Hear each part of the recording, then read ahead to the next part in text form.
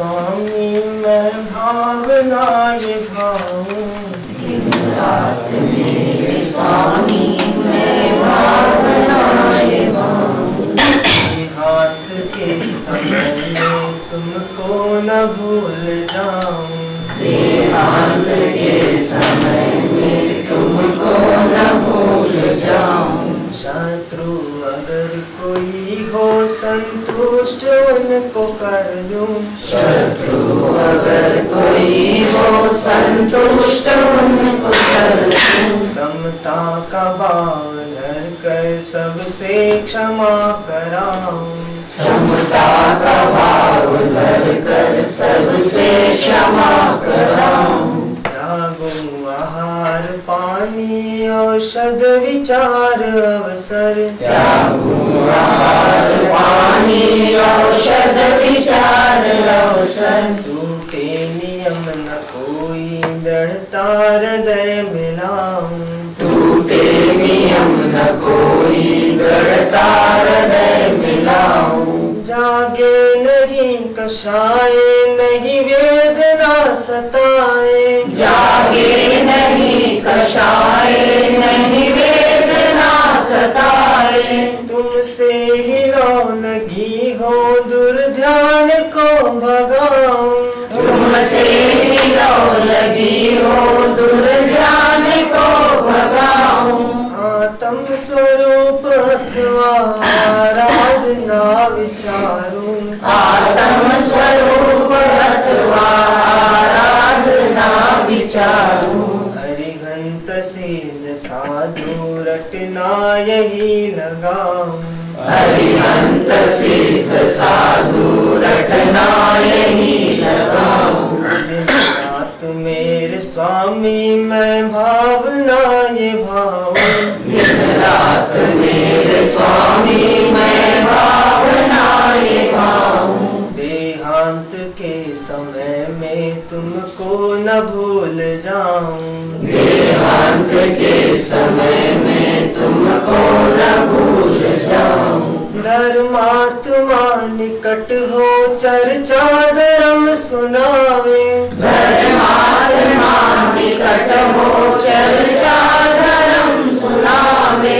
वो सावधान रखे गाफिल न होने पाऊं, वो सावधान रखे गाफिल न होने पाऊं। जीने की हो न वांछा मरने की हो न ख्वाहिश, जीने की हो न वांछा मरने की हो न ख्वाहिश। परिवार मित्र जन से मैं मोह को हटाऊं, परिवार मित्र जन से मैं मोह को हटाऊं। दिन रात मेरे स्वामी मैं भावना ये भाऊं, दिन रात मेरे स्वामी मैं भावना ये भाऊं। देहांत के समय में तुमको न भूल जाऊं, देहांत के समय में तुमको न भूल जाऊं। भोगे जो भोग पहले उनका न हो सुमरन, भोगे जो भोग पहले उनका न होवे सुमिरन। मैं राज संपदाया पद इंद्र का न चाहूं, मैं राज संपदाया पद इंद्र का न चाहूं। रत्नात्रय का पालन हो अंत में समाधि, रत्नात्रय का पालन हो अंत में समाधि। शिव राम प्रार्थना यह जीवन सफल बनाऊं, शिव राम प्रार्थना यह जीवन सफल बनाऊं। दिन रात मेरे स्वामी मैं भावना ये भाऊं, दिन रात मेरे स्वामी मैं भावना ये भाऊं। देहांत के समय में तुमको न भूल जाऊं, देहांत के समय में तुमको न भूल जाऊं। देहांत के समय में तुमको न भूल जाऊं, देहांत के समय में तुमको न भूल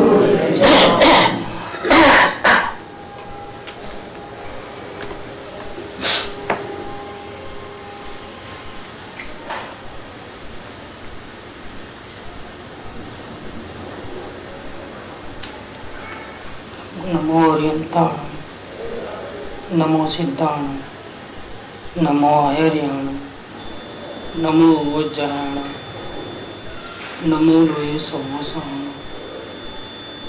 नमो समय साराय, स्वानुभूत्या चकास्ते, चित्त स्वभावाय भावाय, सर्वभावांतरच्छिदे। मंगलम भगवान वीर, मंगलम गौतमो गण, मंगलम कुंद कुंदार्य, जैन धर्मोस्तु मंगलम। सर्वमंगल मांगल्यम, सर्व कल्याण कारकम, प्रधानम सर्वधर्माणां, जैनम जयतु शासनम। ओंकार बिंदु संयुक्तम नित्यं ध्यायन्ति योगिनो, कामदं मोक्षदं चैव, ओंकाराय नमो नमः।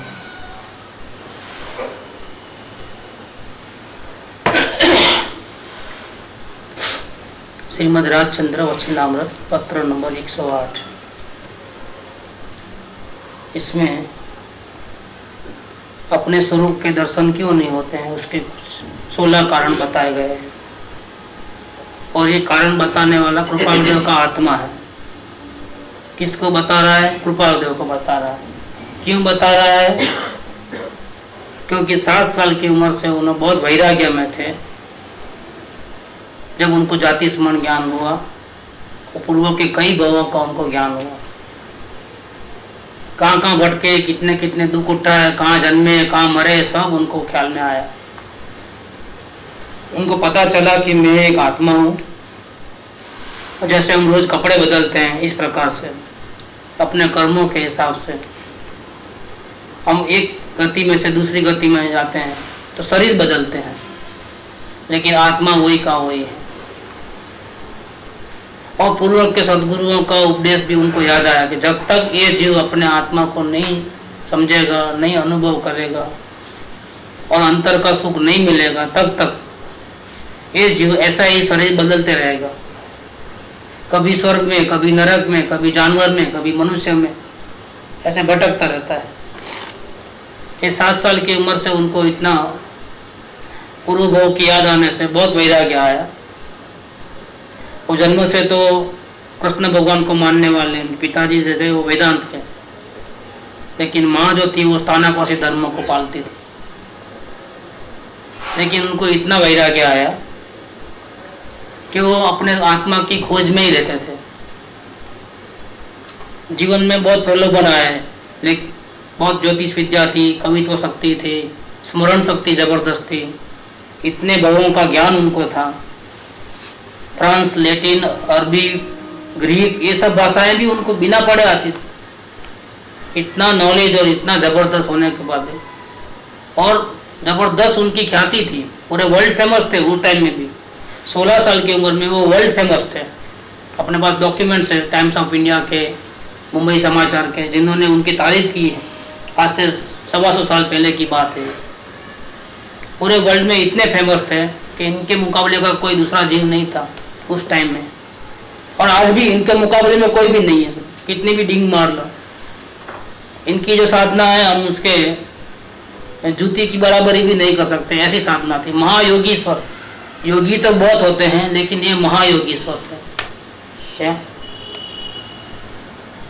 तो इनकी आत्मा ने जो उनको उस टाइम में सुझाया कि तुम स्वरूप की खोज में हो तो और फिर भी तुझे शांति नहीं मिल रही है, तेरा स्वरूप का दर्शन तुझे नहीं हो रहा है, और तुझे कोई गुरु नहीं है कि जो तुमको बताए कि तुम्हारे को क्यों ऐसी उलझन हो रही है, कैसे सुलझेगी तेरी उलझन। तब उसका आत्मा अंदर से जागृत होता है और उनको ये 16 गलती बताता है। नहीं हो रहा? Hello hello hello hello hello, बंद नहीं किया है स्विच? हेलो,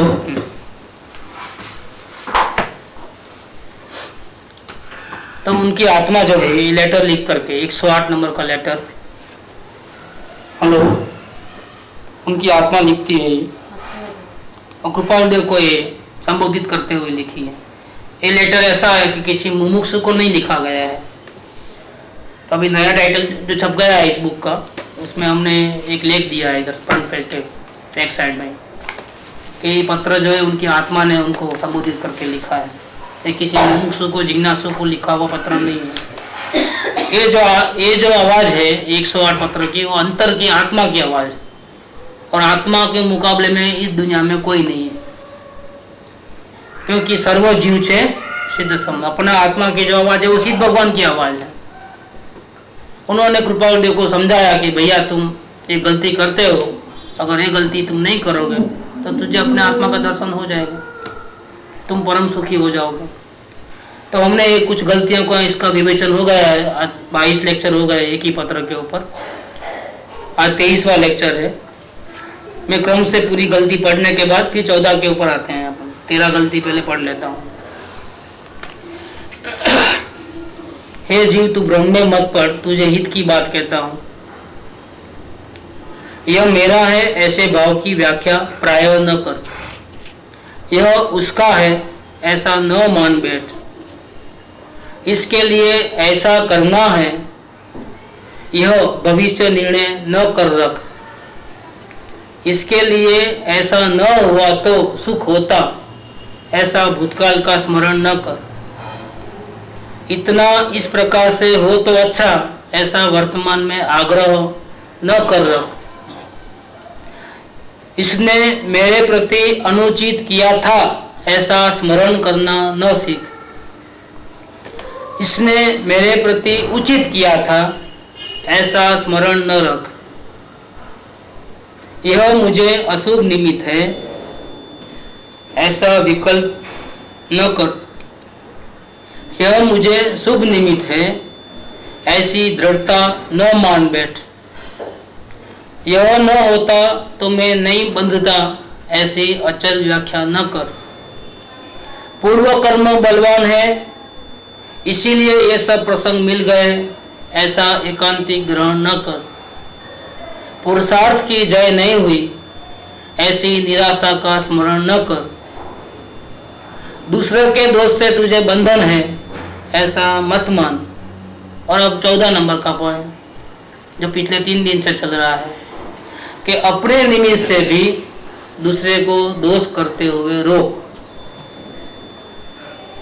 पाना है अपने प्रभु को, देखना है अंतर में, और अंदर में भी देखो और बाहर में वो भी ख्याल रखो कि कोई दुखी तो नहीं हो रहा है ना, कोई अपने वजह से गलती तो नहीं कर रहा है ना। तो घड़ी में अंदर देखना, घड़ी में बाहर देखना, ऐसा है। इसका अर्थ क्या है? ये 3 दिन से चल रहा है, अभी भी किसी को ये वाक्य समझने में गड़बड़ हो, बराबर नहीं सेटिंग बैठता है, तो आप क्वेश्चन करिए इसके ऊपर।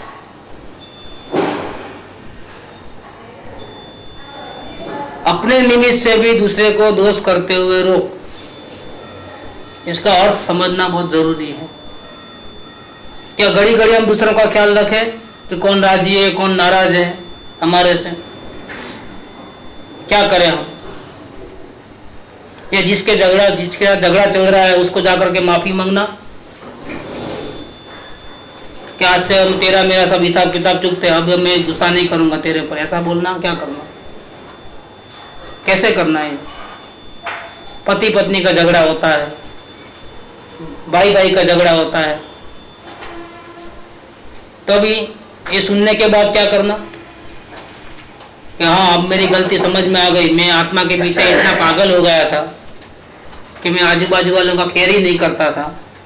अब ये पॉइंट समझ में आया कि अपने निमित्त से भी दूसरे को दोष करते हुए रोक।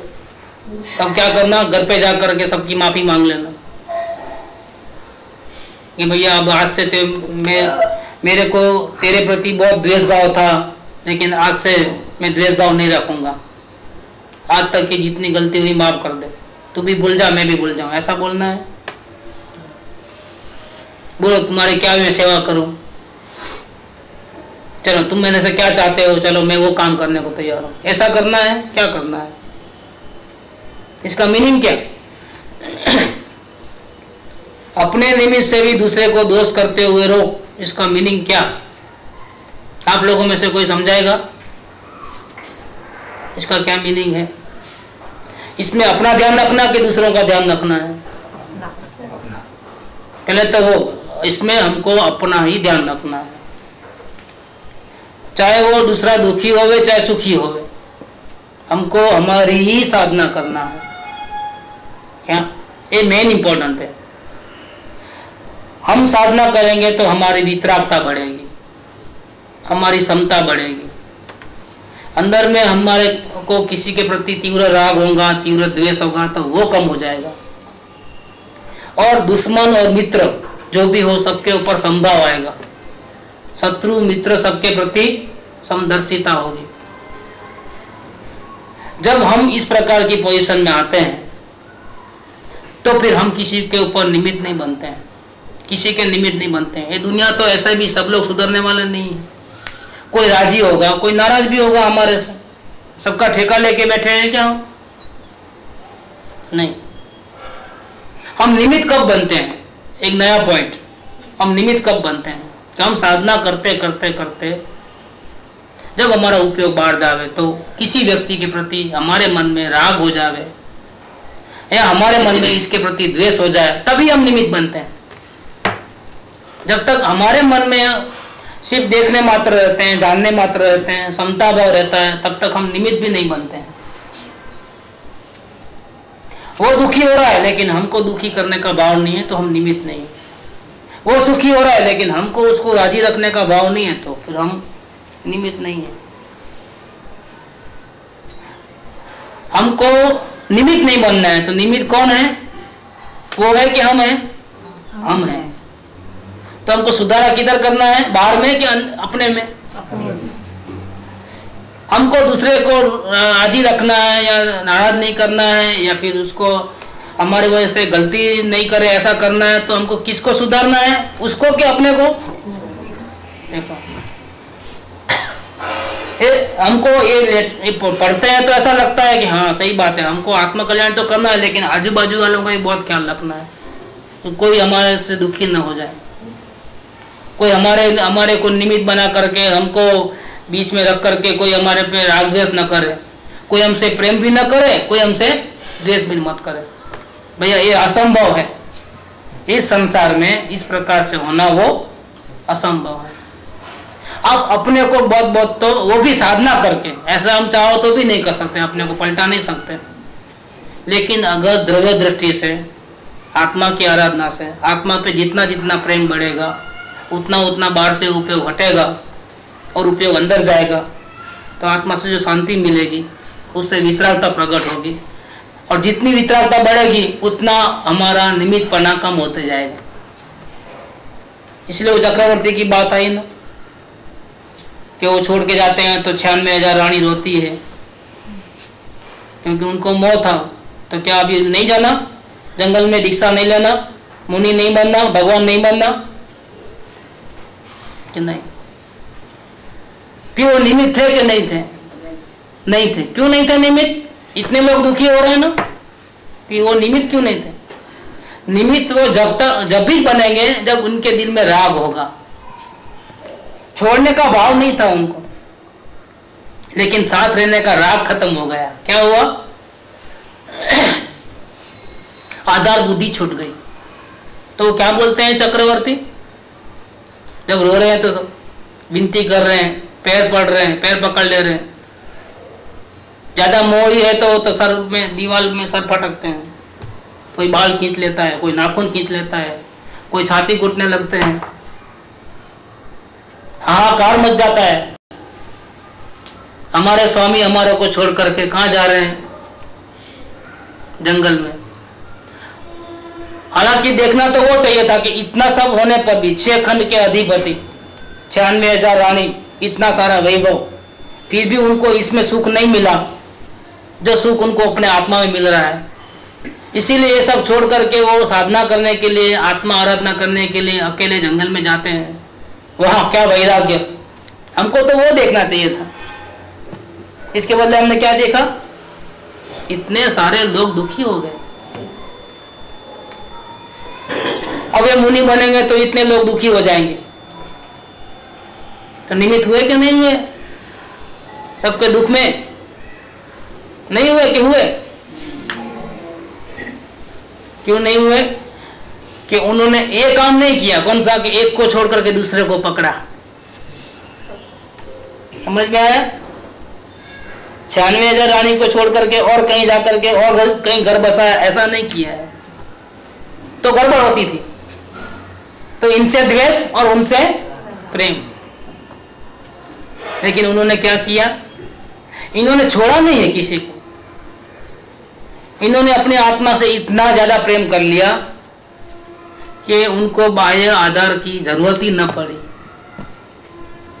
किसी के प्रति द्वेष करके नहीं छोड़ा है, और द्वेष करके किसी और को पकड़ के राग नहीं किया है।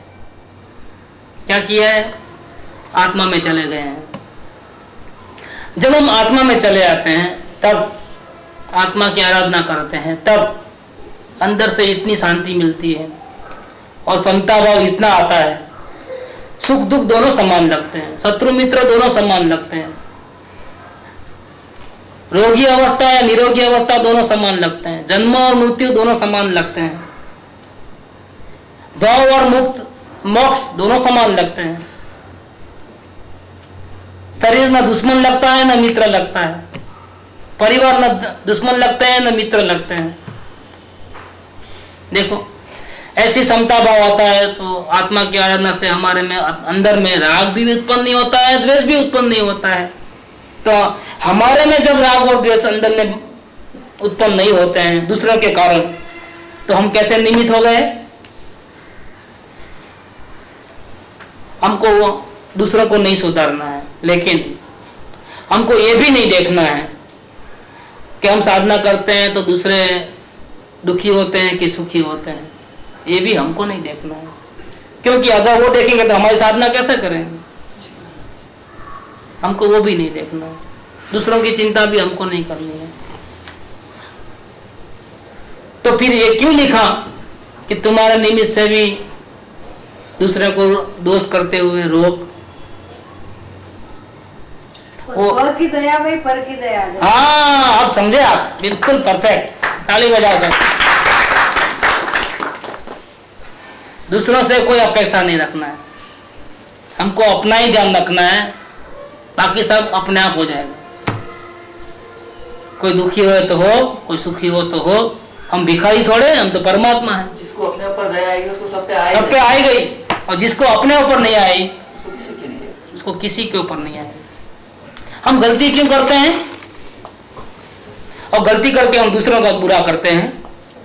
अगर हम काम क्रोध मान माया लोभ रखते हैं तो क्या दूसरे का बुरा करते हैं? सबसे पहले किसका बुरा होता है? खड़ा खोदे तो पड़े, नहीं कहावत है, खाडो खोदे ते पड़े। सबसे पहले तो वही खड्डे में जाता है, क्योंकि खोदने के लिए नीचे जाना पड़ेगा ना। बाद में गिरने वाला तो बाद में पड़ेगा या नहीं भी पड़ेगा। अगर उसको मालूम पड़ जाए तो ना भी आवे इधर क्या। लेकिन सबसे पहले तो वो खुद खाडो खोदे ते पड़े।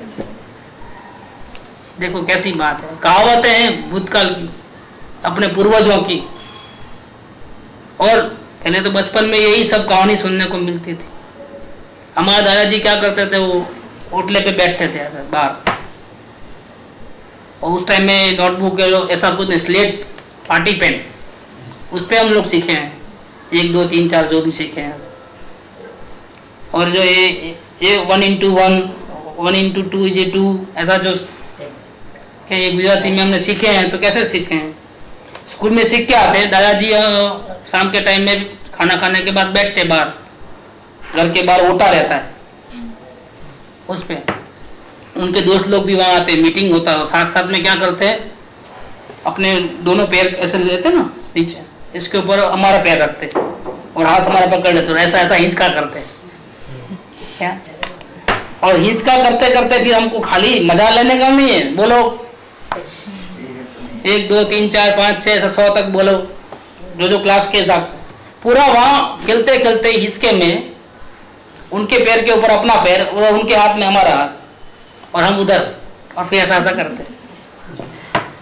और बहुत सारी कहानियां, बहुत सारे कहावत हैं, ये सब हमको सुनाते हो, रोज का रोज रिपीट हो जाता और कंठस्थ, आज तक हम नहीं भूलते ऐसा।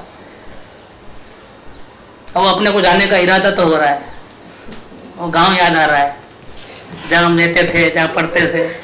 तो कैसा भी घुसा देना, ट्रैवलिंग तो घुसाना थोड़ा, और जाने का बहुत दिल होता है। क्यों अभी क्या कैंप कोडर आ गया है ना, फिर भी बचपन वापस नहीं आता है वो दिन तो बहुत अच्छे होते हैं। मतलब ये कहानियां जो है पूर्वजों की, वो हमको सिखाते हैं हम बचपन में, और हम ऐसे सीखते हैं। वहाँ पर डेली रिपीटेशन होता है, रोज का रोज बुलाते हैं, इतना कंठस्थ हो जाता वो चीज। कविताएं, जागने जादवा कृष्ण गोवाड़िया, सुख दुख मन मन आड़िए, वैष्णव जन तो तेने कहिए, ये सब कहानी क्या है? भक्त कवियों की, मीराबाई की, अक्खा की जो कहानी, वो हम लोग पढ़ते थे बचपन में ऐसे, और सब कंठस्थ रहता था। ऐसे में ये एक बात है, खादो खोडे ते पड़े, जो बुरा करता है दूसरों का, सबसे पहले वो अपना बुरा करता है। कर्म किसके बंधे गए? अगर हमने किसी पे गुस्सा किया तो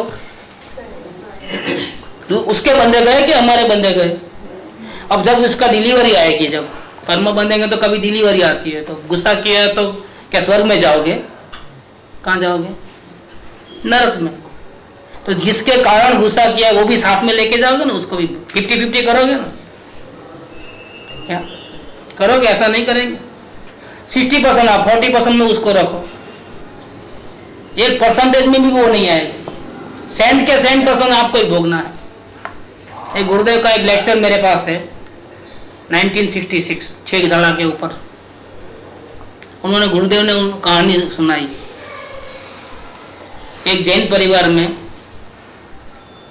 माँ बाप गुजर गए थे और छोटा भाई बड़ा भाई एक दूसरे से बहुत प्यार करते थे और रहते थे। इतने में छोटे भाई को जो है टीबी हो गई। बड़े भाई को तो बहुत राग था उसके ऊपर, क्योंकि उसका माँ बाप दोनों वही था। तो क्या हुआ कि डॉक्टर के पास गया तो डॉक्टर ने क्या खाने को बोला? अंडा। इसको अंडा खिलाओगे तो ताकत आएगी, तो वो टीबी का जो प्रॉब्लम है उसका दूर हो सकता है। वरना ये तो उस जमाने में क्या होता है कि टीबी का रोग जरा डेंजरस किया जाता था। और उसको भाई को बचाने के लिए उसने क्या किया? कैसा कुछ खिलाना चाहा, लेकिन भाई ने मना कर दिया, हम जैन हैं, हम हाथ भी नहीं लगाएंगे। क्या? और उसको मालूम है कि अगर हम सामने से बताएंगे तो कभी वो लेने वाला नहीं। इसलिए क्या किया उसने? दूसरे खाने की चीज में उसको मिला करके उसको खिला दिया। रोज खिलाता है इस प्रकार से। आयुष्य पूरा हुआ। वो बड़ा भाई जो जिसने खिलाया वो नरक में गया हो, क्योंकि उसने पाप किए थे ना। और वो जो था वो खाया था भले ही, लेकिन उसको खाने के ऐसे कोई भाव नहीं थे। ठीक है, वो स्वर्ग का देव बना, हल्का वाला, हल्का देव बनता, एकदम उत्कृष्ट नहीं, जिसको बोलते हैं परमाधामी। अब क्या होता है कि वो बड़ा भाई जो नरक में गया तो परमाधामी उसको मारने के लिए आता है, वही उनका ही भाई। ये देखने की बात है। गुरुदेव की प्रवचन में है, मेरे पास प्रवचन है, वो सुनना है तो। और वो अपने छोटे भाई जो नरक में था उसको परमाधर्मी जो बड़ा भाई था मारता है, पीटता है नरक में। अंडा खिलाते हो तुम, ऐसा धोखा दे करके, खाए लकड़ी और ऐसा करके डंडा मारता है उसको। और उसको याद दिलाता है कि तुम पहले ऐसे थे, बड़े भाई थे, तुमने छोटे भाई को ऐसा अंडा खिलाया, देख। तो नरक के लोगों में अवधि ज्ञान होता है, तो उसको भूतकाल का पूरा याद आता है। गलती हो गई, माफ करो। तुमको मालूम है छोटा भाई कौन है? और मैं ही हूं। क्या अब तो मैं तेरे लिए किया था, क्या बोला वो? मैं अपने को जिंदा रखने के लिए थोड़ा खिलाया था। मेरा इंटेंशन समझो, मैं तेरे को जिंदा रखने के लिए। किसने बोला था? क्या बोला वो? परमाधन में क्या बोलता है जो छोटा भाई था? मैंने बोला था क्या मुझे खिला? काय को खिलाया? सही में ये कहानी जो है, जो गुरुदेव ने अपनी वाणी में सुनाई, उस टाइम में मेरे पिताजी बैठे थे वहां उस सभा में, और रो रहे थे। वो ऐसा संसार का स्वरूप है कि जो आज भाई है कल वही दुश्मन हो जाएंगे, वापिस वो दोस्त भी हो जाते हैं। कैसा स्वरूप है? जो घड़ी में झगड़ते हैं वही घड़ी में मित्र, घड़ी में द्वेष, घड़ी में राग, घड़ी में, ये क्या स्वरूप है? नहीं चाहिए ऐसा संसार। जिससे प्रेम करे उससे ही नफरत, जिससे नफरत करे उससे वापिस दोस्ती कर ले। राजकारण में तो ऐसा ही चलता है। इलेक्शन आते हैं तो दुश्मन फिर ज्वाइंट हो जाते हैं, पाटली बदलू बोलते हैं ना उसको, यहाँ से वहां उधर से उधर, और बाद में मौका आते ही, सत्ता मिलते ही पीठ में छुरा भी मारते हैं। हमको ये सीट चाहिए, रेलवे मिनिस्ट्री चाहिए, वो चाहिए, ये चाहिए, नहीं तो हम अलग हो जाते हैं। देखो किन लियर लोगों को समझ में आता है कि तीव्र राग द्वेष का यही एक कारण है।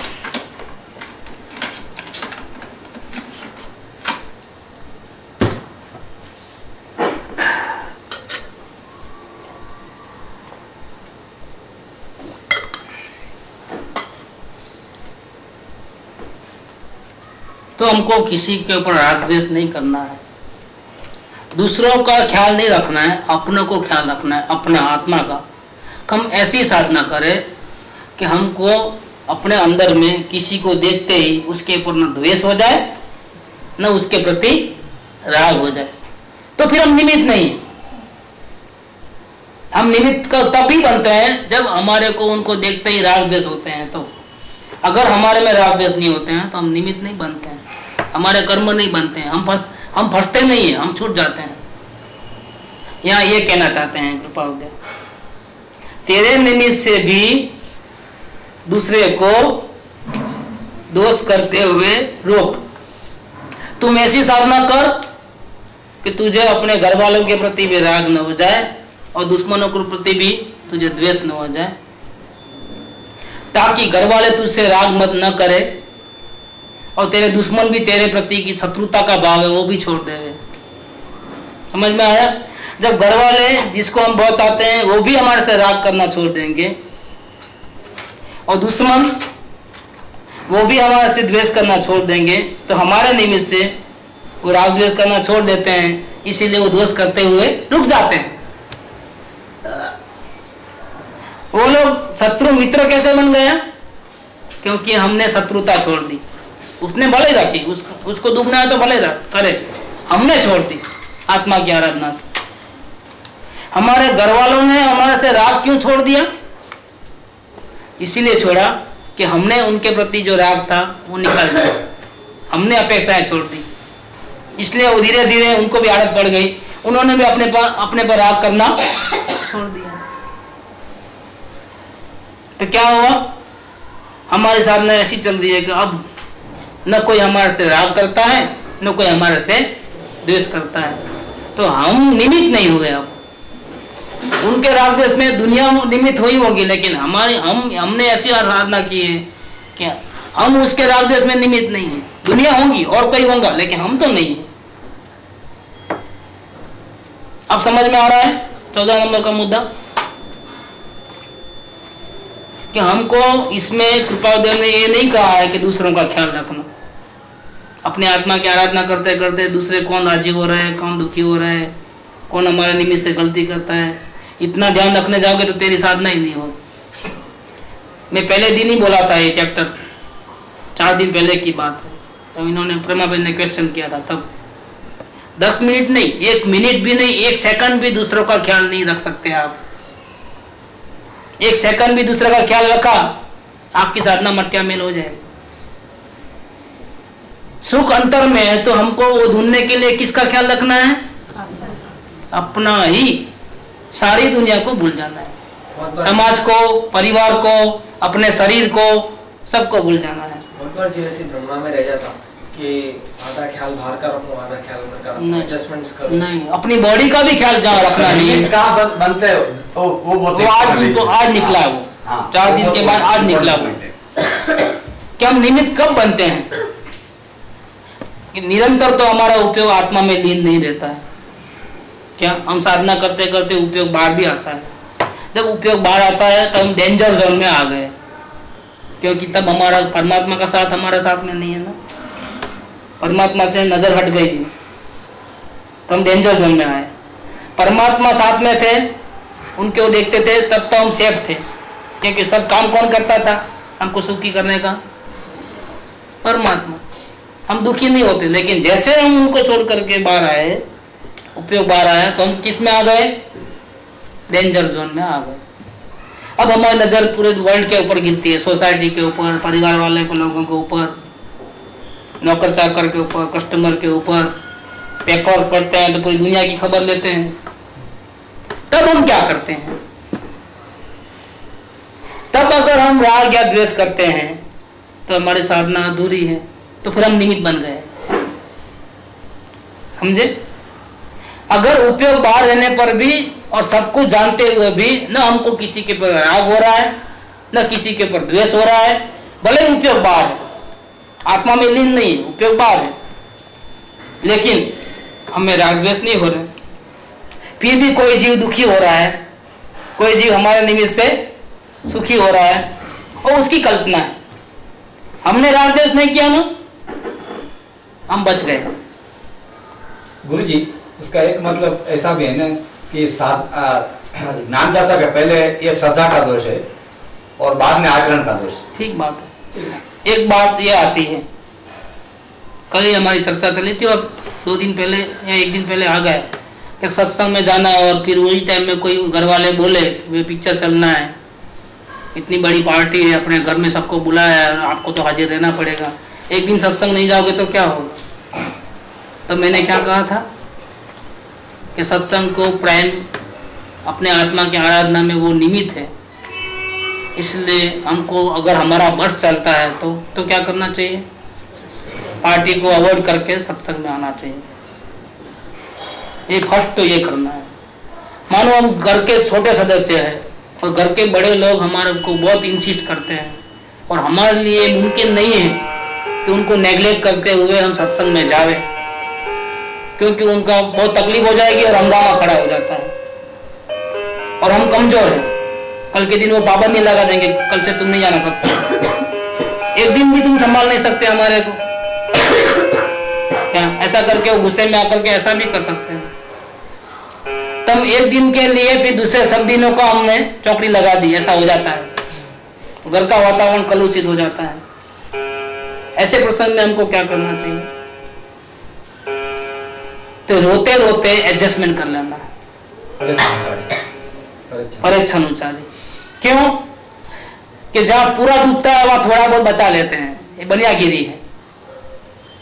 अगर आज का दिन अगर हम हट करके गए नाराज करके, हो सकता है कल से उनको ऑर्डर आ जाएगा, घर से बाहर निकले तो ताटिया तोड़ दूंगा।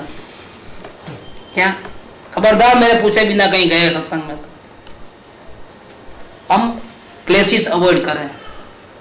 हमने उनको दुख पहुंचाया उनकी बात नहीं मान करके, और वो एक भी मौका नहीं छोड़ेंगे हमारे को दुख पहुंचाने का। और हम दुखी कब होते हैं सबसे ज्यादा मालूम है? सत्संग में नहीं जाएंगे तो दुखी होंगे। तो वो हमको कहाँ अटैक करेंगे? ले लो 500 रुपया, पिक्चर घूम के आओ, पूरा माथेरान घूम के आओ, जिधर जाना है जाओ, ये खाओ वो खाओ। खबरदार सत्संग में गए तो उनको मालूम होगा कि हमको कहाँ तकलीफ होने वाली है। वो हमको तकलीफ देना चाहते हैं, लेकिन अगर वो बोलेंगे पिक्चर में जाओ तो हमको जरा भी दुख नहीं होगा, क्योंकि हम जाना ही नहीं चाहते। समझे आप? वो अटैक कहाँ करेंगे? सत्संग में नहीं जाना। मैं पिक्चर जाऊं? हाँ जा सकते हैं। नया जीन्स पैंट चाहिए? हाँ ले लो 500 रुपये लेके। सत्संग में जाओ, खबरदार दुआ नाम लिया है तो क्या होता है? क्योंकि हमने हट करके उनके दिल को दुखाया है, तो वो वहीं अटैक करेंगे जहां उनको तकलीफ होने वाली है। तब ऐसी पोजीशन में हमको एडजस्टमेंट करना है। तो एडजस्टमेंट करना वो श्रद्धा का दोष है कि आचरण का दोष है? हम सत्संग में नहीं आते हुए भी सत्संग की याद तो हमारे दिल में रहती है और दुख भी होता है। इसका मतलब क्या है? कि हमारी श्रद्धा तो परफेक्ट है। तो हमको एडजस्टमेंट कहाँ करना है? आचरण में करना है कि श्रद्धा में करना है? बात ये आती है। आचरण में आप एडजस्टमेंट कर सकते हो, श्रद्धा में नहीं कर सकते। आप मार डालोगे तो भी हम श्रद्धा में चेंजेस नहीं करेंगे। सत्संग अमृत है, अमृत है, ये तो हमारी मजबूरी है इसलिए, बाकी तो हमारे प्राण को भी परवाह किए बिना हम जाना चाहते हैं। कि प्राण की परवाह किए बिना भी आप सत्संग में जाना वो श्रद्धा की बात है क्या, और मौका है तब मौके के हिसाब से वर्तन करना वो आचरण की बात है। ये दोनों क्लियर होना चाहिए कब क्या करना चाहिए। नहीं आपने बोला था ना कि अगर आपकी साधना नहीं होते हो तो घर से अलग हो जाओ, हम बोला था, हम नहीं बोला था, लेकिन हमने ये नहीं बोला था कि उनको छोड़ करके फिर और जगह प्रेम लगा दो। समझ में आया? नहीं आपने बोला था, इसलिए हमने आपको पूछ करके घर से अलग हुए हैं। हमको मालूम है आपने पूछा था और हमने बोला भी था, क्योंकि आप समझते थे कि हमारी साधना बराबर नहीं हो रही है, रोज की cut cut cut cut cut cut. तो बोला सामने वाले भले ही दुखी हो जाए सुखी हो जाए कुछ भी नहीं, तुम अपने आत्मा को संभालो। तो क्या किया उसने, गुरुजी ने बोल दिया ना, दे धनाधन अलग। लेकिन बाद में साधना बराबर हुई? अगर हुई होती तो जिससे अलग हुए उसके प्रति हमारे आंखों में द्वेष होता, नफरत होती कि प्यार होता? लेकिन वो प्यार नहीं आ रहा है। जैसे वो जिससे अलग हुए उनके आंखों के सामने आ गए हम, हमारे आंखों में से क्या निकलते हैं, आपके शोले बरसते हैं। उन्होंने हमारे को बहुत दुखी किया, उनके वजह से, उनकी गलतियों की वजह से हमारे को अलग होना पड़ा। अलग होते हैं तो जीव ज्यादा सुखी होता है, लेकिन हम अलग हो गए आत्मा आराधना करने के लिए और आत्मा आराधना नहीं कर पाए और ज्यादा दुखी हो गए। आत्मा आराधना करने के लिए आपको सलाह दी गई थी, आप आराधना नहीं किए, एक को छोड़े और एक को पकड़ ली, क्या हुआ? विराधना हुई। यहाँ विराधना होती है। अभी आप बोलते हो कि वापिस मिल जाओ, नहीं हम नहीं बोलते हैं, हम ये बोलते हैं, अभी भी हम ये बोलते हैं, अपने आत्मा की आराधना इतनी बढ़िया करो ताकि किसी जीव के प्रति आपको मन में भी द्वेष भाव भी ना हो, राग भाव भी ना हो। वापिस मिलने के लिए नहीं बोलते हैं, इसलिए नहीं डांटते हैं। मिलाने वाले हम कौन, बिछाड़ने वाले हम कौन? हमारी बात एक ही रहती है कि आप अपनी आत्मा का ध्यान सबसे ज्यादा रखो, सबसे ज्यादा प्रेम अपने आत्मा से करो, शरीर से भी मत करो। क्यों? कि अनंत भाव में हमने यही काम गलत किया है, बाकी सब ठीक ठाक किया है, सबकी संभाल रखी, लेकिन अपने आत्मा को कभी नहीं रखी। हे जीव, आ भवना थोड़ा सुख ने माटे, इस भव के थोड़े सुख सुविधा के लिए अनंत भवनु अनंत दुख नहीं વધારવાનો प्रयत्न सत्पुरुषों करे छे। तुम थोड़ी सी सुख सुविधा में अगर अपने आत्मा से प्रेम करना भूल जाओगे, चुक जाओगे और अपने आत्मा की आराधना नहीं करोगे तो वापिस 84 के चक्कर चालू हो जाएंगे, तो दुखी करोगे। बेटर ये है कि हमेशा सुखी होने के लिए तुम थोड़ा दुख उठा लो, सामने से मांग लो कि मुझे नहीं चाहिए सुख सुविधा, मुझे इंद्र की संपत्ति, चक्रवर्ती की संपत्ति, ये सब मुझे नहीं चाहिए, राज्य क्षमता मुझे नहीं चाहिए, इंद्रपद मुझे नहीं चाहिए, मुझे तो आत्मा आराधना करना है। क्यों? कि मेरा गोल टेम्परवरी सुख नहीं है, मेरा गोल परमानेंट शांति है। ये छोटे छोटे सुखों को लेने जाते हैं और बड़ा दुख ऐसा का वैसा रह जाता है। दांत में बहुत भयंकर दर्द है, डॉक्टर ने बोला है कि दवा ले और 3 दिन के बाद आकर के दांत निकालना पड़ेगा, बहुत सड़ गया है, और हमने दवा लिया है। आज 1 दिन हुआ, 2 दिन के बाद दांत निकालना है, बहुत सीरियस प्रॉब्लम है। इतने में अटैक आ गया, अब क्या होगा बताइए? हॉस्पिटल में भर्ती किया गया क्योंकि और कोई इलाज नहीं है, हिलना भी नहीं, नीचे उतरना भी नहीं, लेकिन मेरा दांत निकालना था ना। क्या दांत निकालना? तुम जिंदा रहोगे तो निकालोगे ना, समझे? तब चबाओगे ना। अब प्रॉब्लम कितना बड़ा है? दांत का प्रॉब्लम बड़ा है कि ये बड़ा है?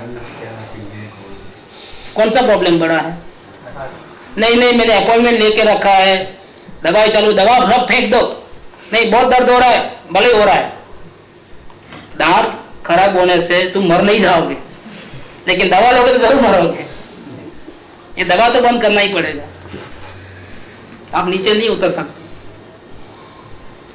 नहीं खाओगे तो नली के द्वारा अंदर डाल देंगे पेट में ग्लूकोज वगैरह, तो मर नहीं जाओगे, नहीं चबाओगे तो। लेकिन अब तुझे नीचे उतरना नहीं है, जान को खतरा है, अटैक आया हुआ है। अब बोलो क्या करना, दांत की पीड़ा सहन करना हो कि नहीं करना, और दांत की दवाइयां रोक देना हो कि नहीं रोक देना, क्या करना चाहिए? नहीं फर्स्ट कम फर्स्ट ऐसा करना।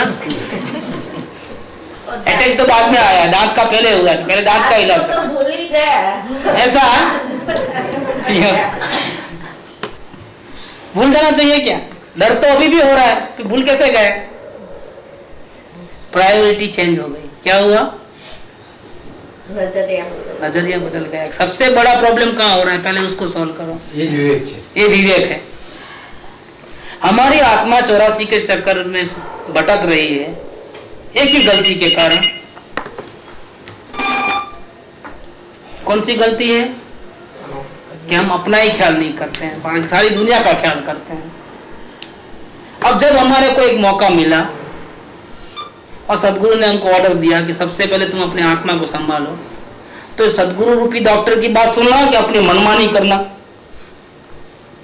क्या करना चाहिए? सदगुरु बोलते हैं कि तुम्हारा बाकी प्रॉब्लम हम बाद में देख लेते हैं, सबसे पहले तुम अपने आत्मा को संभालो। क्या करना हो? नहीं नहीं, पहले दूसरे प्रॉब्लम सब सुलझा के बाद में आऊंगा। बाद में जब जिंदा रहोगे तो आओगे ना।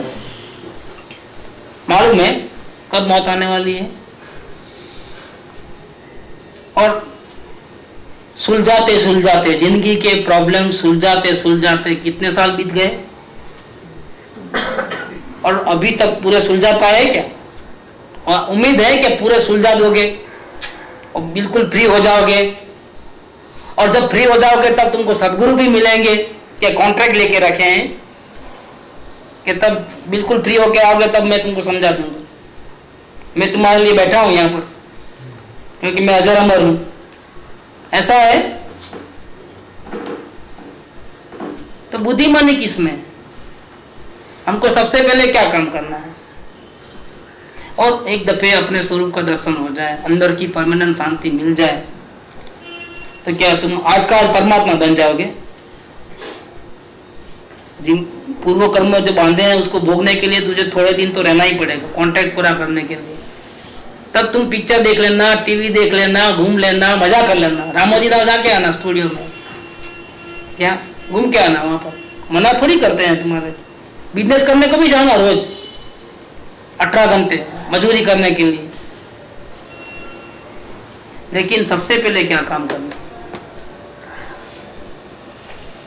तो ये जो 16 पॉइंट है वो सिर्फ अपनी आत्मा की आराधना करने के लिए है। इसमें 14 नंबर का पॉइंट आया तो हिल गए सब। अरे ऐसा कैसा? सही में हमारे से वो गलती होती है। कौन सी गलती होती है? कि हाँ अब समझ में आया कि हम आगे क्यों नहीं बढ़ते हैं, क्योंकि हमारे निमित्त से वो दुखी हो रहा है, वो सुखी हो रहा है, वो राग करता है, वो द्वेष करता है, इसीलिए हम आगे नहीं बढ़ रहे, हम निमित्त बन रहे हैं। अब हमको निमित्त नहीं बनना है तो तुम मर जाओ भैया। अगर निमित्त नहीं बनना तो क्या करना? जहर खा लेना। ऐसा करना। तुम रहोगे तो होंगे ना निमित्त, तुम नहीं रहोगे तो नहीं होंगे ना। ये सही तरीका है। दूसरों को दोष करने से रोकने के लिए क्या हमको मर जाना चाहिए?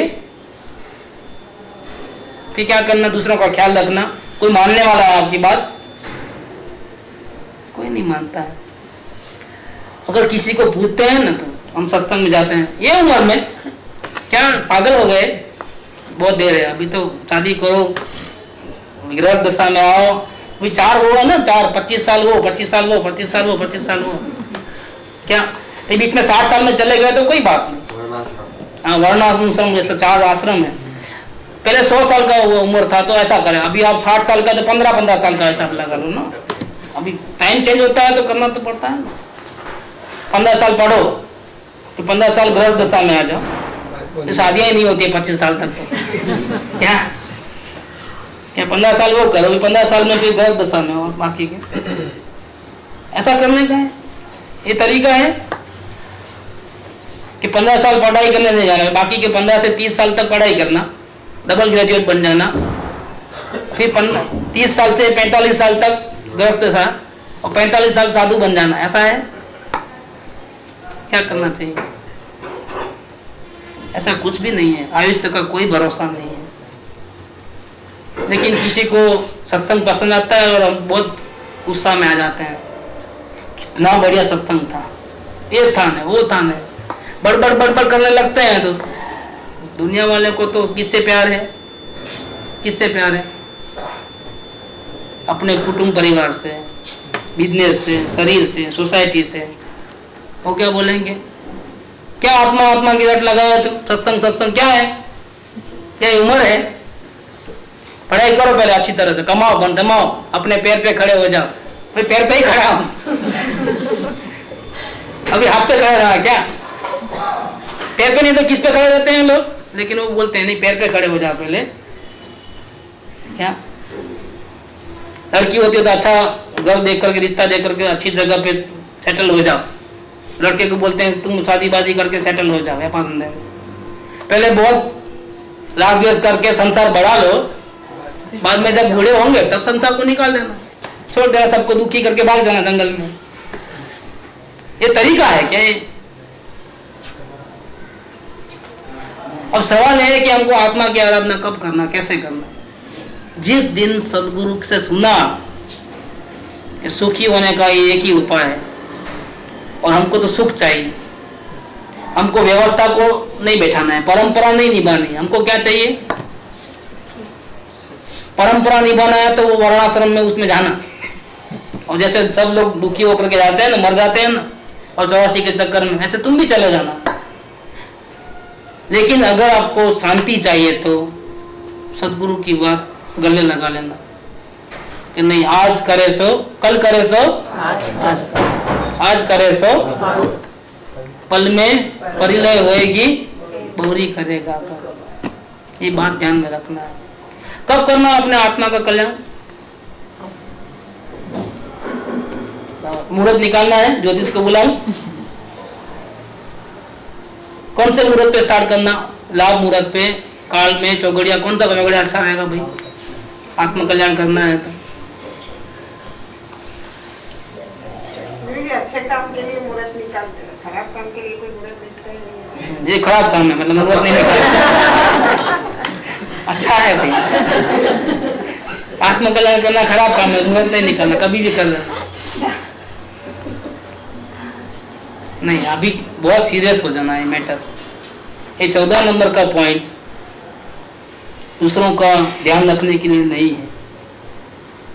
14 नंबर का पॉइंट इतना आगे बढ़ जाना अपने आत्मा में, आराधना में, कि हमारे में एक भी दोष दिखाई देते नहीं है, फिर भी आत्मा के दर्शन नहीं होते हैं, तो भी कर्मों के ऊपर नहीं डालना, दूसरों के कारण तुझे बंधन है ऐसा मत मानना, और अब आगे ऐसी साधना करना कि अपने निमित्त से दूसरे को राग द्वेष करने का और दोष करने का मौका ही न मिले। बाहर निकलोगे तो ही होगा ना परेशानी। बाहर उपयोग नहीं रखना, इसका मतलब क्या? निमित्त नहीं बनना माने क्या? उपयोग बाहर नहीं रखना, अंदर ही अंदर रहना। बाहर निकलोगे तो परेशानी। देखो हम मोमती, देखो हम क्या होता है, सामायिक करते हैं। कुछ लोग हमारे पास आए सामायिक करने वाले लोग, और दिन में 3 बार सामायिक करते, मोमती बांध करते। हमारी बात सुनने के बाद वो मोमती लगाते, लेकिन सामायिक में ठोकरे में इंटरेस्ट नहीं था, तो क्या करते थे? मोमती बांध करके अवलोकन करते।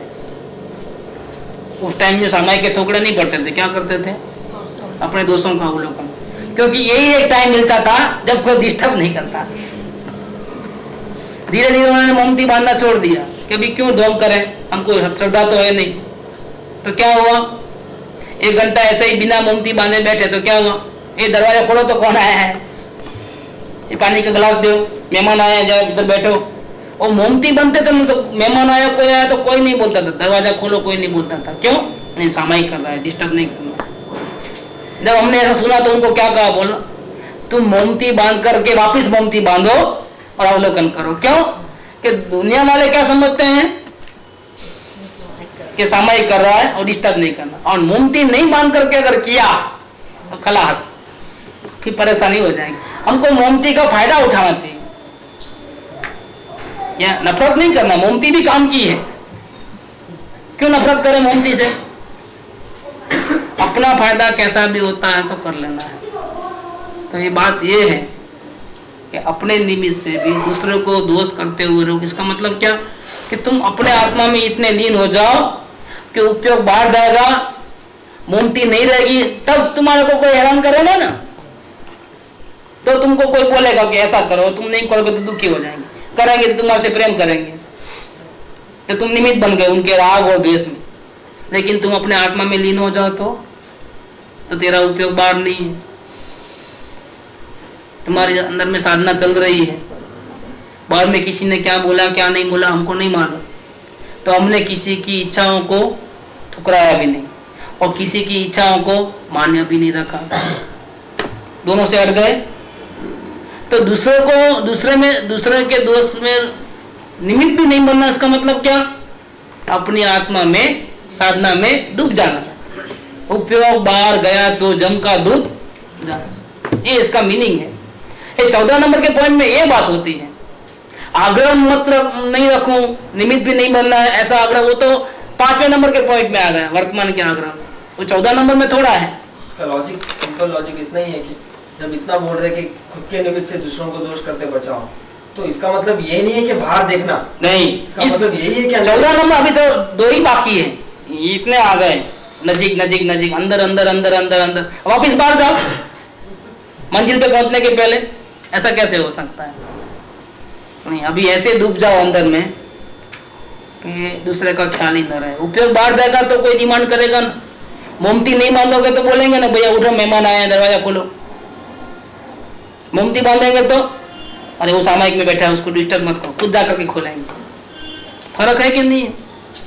लोगों को ये पता चल जाना चाहिए हमारी साधना से कि वो साधना में है और हमें उसको डिस्टर्ब नहीं करना। और क्या हम रिक्वेस्ट नहीं कर सकते हैं? जो लोग हमारे से प्रेम करते हैं उनको रिक्वेस्ट नहीं कर सकते कि भाई हम 6 महीना सत्संग की एक सेल्फ रियलाइजेशन कोर्स में जा रहे हैं, 6 महीना आप हमको सपोर्ट करो, बाद में आप जो बोलोगे झाड़ू निकाल देंगे। या फिर उनको ऐसा भी बोल सकते हैं, टका मुन्ना भी कर देंगे, घर छोड़ के भी चले जाएंगे, लेकिन पहले आप हमारे को एक 6 महीना हमारे को सपोर्ट करो। इतना नहीं बोल सकते हाथ जोड़ करके? हम ऐसा भी बोल सकते हैं उनको, हम हमारा एंगर कम करने जा रहे हैं। हाँ, इनका माँ बाप रोकते हैं कि तुम साईं बाबा वाले क्यों जाते हो जैन में, तो उन्होंने आके बोला था, मैं बोला ऐसा बोला कि देखो मेरे को बहुत गुस्सा आता है, और वहाँ वो सिखाते हैं कि गुस्सा कैसे नहीं करना, बड़ों से कैसे इज्जत से बात करना, विनय भाव से कैसे रखना। इसीलिए मैं वहाँ जाता हूँ, मुझे को जैन धर्म से कोला लगाव है, ऐसा करके बोल करके आ जाना, तो आने देंगे। जैन धर्म में जा रहा हूँ खलास, मतलब बंदूक लेके खड़े हो जाएंगे, नहीं जाना। अपना धर्म नहीं है कि कम है क्या अपना धर्म? नहीं, हम जैन धर्म में नहीं जा रहे हैं। यहाँ ऐसा नहीं बोलते हैं कि माघी समय को नमस्कार करो, नमस्कार मंत्र बोलो, जैनों के मंदिर में आओ, ये सब क्रियाएं करो, आलू प्याज नहीं खाओ, रात्रि भोजन नहीं करना, ये सब हम थोड़े बोलते हैं। कहीं सुना है, कहीं बोला है ऐसा? और आपका धर्म झूठा है ऐसा कहीं बोला है? नहीं बोला है। वो बात नहीं है, बात शांति की है। कौन सा धर्म सच्चा, कौन सा झूठा, कौन सी क्रिया करना, कौन सी नहीं करना, ये बात नहीं है। यहाँ पर क्या करना क्या नहीं करना, करना ही नहीं है असल में, तो कुछ जानना देखना है। तो हम कोई धर्म को नीचे गिराना, किसी को ऊंचा करना, ये सब बातें नहीं है। हम शांति के एंगल से सब इकट्ठे हुए हैं, चर्चा शांति की चल रही है। अगर आपको शांति चाहिए तो आप भी आओ, और किसी को चाहिए तो उनको भी लेके आओ, लेकिन एंगल शांति का होगा। धर्म का कोई झगड़ा यहाँ नहीं, श्वेतांबर दिगंबर का भी नहीं, थानाकाशी का नहीं, जैन और वेदांत का नहीं, किसी का नहीं। सब आत्मा है, सब भगवान है, और सब अपने भगवान को देख करके परम शांति मिले, ऐसा करना है। यही रास्ता है, यही वितराग मार्ग है। न किसी पे राग, न किसी पे द्वेष। तो ये साधने से अगर हम सुखी होते हैं तो क्या बुरा है? किसी को तकलीफ होती है? क्या तकलीफ होती है इसमें? इसलिए हम जैन धर्म में जा रहे हैं ऐसा ही बोलने की जरूरत नहीं। हम हमारे गलत जो हमारे अंदर में मन में बहुत सारे विचार आते हैं, काम, क्रोध, मद, माया, लोभ, उनको कम करने के लिए, उनको खत्म करने के लिए, अच्छे इंसान बनने के लिए, साधना करने के लिए एक थोड़ा सा 6 महीने का एक कोर्स है। कभी हम अगर अच्छा पढ़ेंगे, अगर आप सपोर्ट करेंगे तो 15 दिन में भी वापस आ जाएंगे। अगर जल्दी जल्दी, वैसा कुछ नहीं कि 6 महीना ही आना, 15 दिन में काम होगा तो 15 दिन के बाद छुट्टी। आप यहाँ भीड़ बहुत पढ़ाई बढ़ गई है, छोटा मोटा है तो थोड़ा कम करना है। पुराने लोग जिसका काम होगा नहीं आए तो भी चलता, लेकिन क्या करें, उनको आदत पड़ गई है इंजेक्शन लेने की, तो वो आते हैं। बाकी जरूरत नहीं है, साधना कर सकते हो। तो ये साधना जो है अपने अंतर में आगे बढ़ने की साधना है, शांति पाने की साधना है, और इसमें दूसरों का तो ख्याल रखना ही नहीं है। अपनी साधना इतनी इतनी इतनी इतनी बड़े कि इतनी हमारे कि दूसरों को ये पता चले कि हम साधना कर रहे हैं। नहीं पता चले शुरू में तो आप हाथ जोड़ के बोलो कि हम ऐसे कोर्स कर रहे हैं, इसमें हम जैसा गुरु बोले ऐसा ही करना पड़ता है 6 महीने के लिए। 6 महीने के बाद आप देखना कि हम कैसे हो जाते हैं। फिर अगर आपको लगे कि हम नहीं बदले हैं ऐसा कुछ, तो आप बिल्कुल रोक देना, आपको हक है। पूरा साल पढ़ाने की जरूरत नहीं है, और वहाँ फीस भी नहीं है, कुछ नहीं है क्या, तो आपको एक भी पैसे का खर्च नहीं लगेगा, कुछ भी नहीं लगेगा। ये मेहरबानी करके मेरे को 6 महीने के लिए छुट्टी दे दो, ऐसा हाथ जोड़ के नहीं बोल सकते। अगर वो आपको चाहते हैं और आप उनको चाहते हो तो बिल्कुल राजी हो जाएंगे। झूठ बोल के क्यों आवे, ओपन करके आवे बात को कि हमारा ऐसा कोर्स है, हम जा रहे हैं, हमने नाम लिखा दिया है, उसने बहुत फोर्स किया हमारा दोस्त ने तो हमने नाम लिखा दिया, अभी हमको करना ही पड़ेगा। और हमको विश्वास था आपके ऊपर कि आप हमको मना नहीं करोगे। ऐसा उनको चढ़ा करके ही बात करो ना, कहीं को गिरा करके बात करो। हमको आपके ऊपर पूरा भरोसा है कि इस काम में थोड़ा आप मना करोगे, अच्छे काम के लिए कि हम गुस्सा कम करने के लिए जा रहे हो तो आप थोड़ा मना करोगे। और देखना हफ्ते भर में कितना अच्छी साधना करके हम आएंगे, फिर आप हमको डांटना, फिर हम गुस्सा करते हैं कि नहीं करते हैं, आप हमारा टेस्ट भी ले लेना। और अगर हम नहीं सुधरे तो आप वहाँ लेटर लिख करके देना, पैक करके हमारे गुरु जी को हमारी शिकायत करना, ठीक है। अब तो कोई प्रॉब्लम नहीं है ना। ये तरीका है कैसे निपटना है वहां से, लेकिन अपने आत्मा का ध्यान रखना है। अभी ये 14 नंबर का पॉइंट यहीं खत्म। मैं समझता हूँ अब सबको समझ में आ गया है। फिर भी नहीं आया हो तो डायरी में अलग से लिखोगे तो उसके आंसर मिलेंगे। इसमें बहुत गहराई है। अभी 4 दिन में ख़त्म करने का मेरे को भी दिल नहीं है, लेकिन फिर क्या आगे का भी नहीं रहेगा। 15-16 पॉइंट फिर भी इम्पोर्टेंट, वो भी रुक जाता है। इसलिए कल से जो है 15 नंबर और 16 नंबर, वो भी कितना दिन चलेगा वो भी नहीं मालूम।